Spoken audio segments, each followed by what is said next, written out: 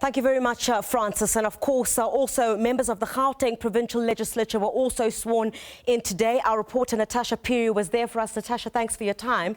Well, David Makhura elected Gauteng Premier with 38 votes. Talk us through. Well, Criselda and the viewers, good evening. That was quite a close call for Premier David Makhura. As you know, that the ANC has 37 seats, the DA has 20, EFF has 11, and of course he got 38, meaning that a member of the opposition actually voted with the ANC. But Solim Simanga surprisingly got 32 votes, meaning that the EFF had actually voted with the DA. But Criselda, if I'll just take you back before the elections, if you remember what the EFF had said, that they would never get into bed with the DA, but quite surprisingly, we saw this figure when speaking to Mandisa Mashego of the EFF on the sidelines of this particular event, the sitting. She had said that, I mean, them voting for the DA doesn't necessarily mean that they're actually in bed with the DA or in talks with the DA, but of course they just want to vote for a principled government, and they'll be actually, putting the ANC to task. Of course, you saw 2 spoiled votes there, 1 invalid, and just another talking point is that Mamintombi Helen Mehwa was appointed or elected as the speaker, and of course her deputy there is Vuyo Manamela.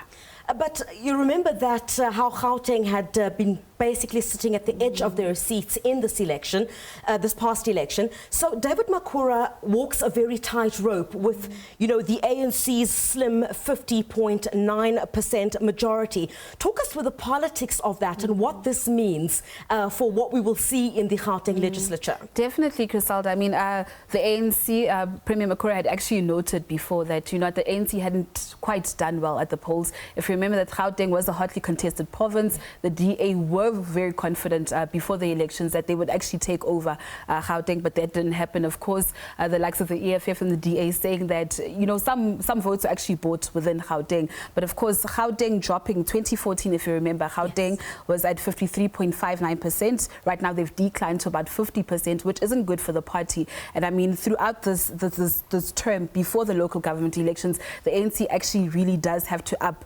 its game, and so to speak. Makhura had said that he expects his cabinet to be much more younger, a promising cabinet, very energetic, that actually will work and is mandated to actually, deliver on the needs of the people. He had said that he's cracking the whip, especially on corruption. His mandate is to deliver more jobs and focus mainly on the economy.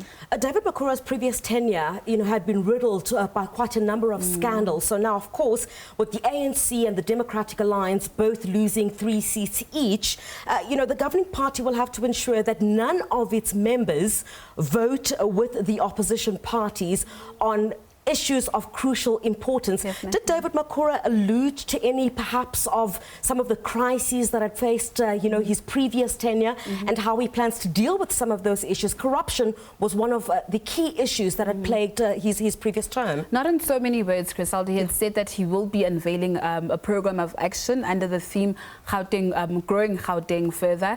So we'll see that in a couple of days. And of course, he also promised that he will be announcing his new cabinet or the new MECs before the inauguration, so we expect that announcement to come on Friday. But quite interestingly so, the EFF had said that they will be giving the ANC a run for its money. So I mean, Mandisa had said that they want to pass motions of, the scrapping of e-tolls, which I know everybody would actually be happy about. And she had said that if the ANC dare not actually, or ANC caucus members dare not actually attend Gauteng legislature, it will be honestly a victory from their side. So the ANC will actually be given a run for its money. Legislature will be actually much more interesting throughout this 5-year term. And I presume the issue of the e-tolls will continue to be a sticking point for the ANC. Thank you very much for your time. Natasha Phiri, who is a SABC reporter, she was with at that sitting there, of course, where members of the Gauteng Provincial Legislature were also sworn in today. Francis?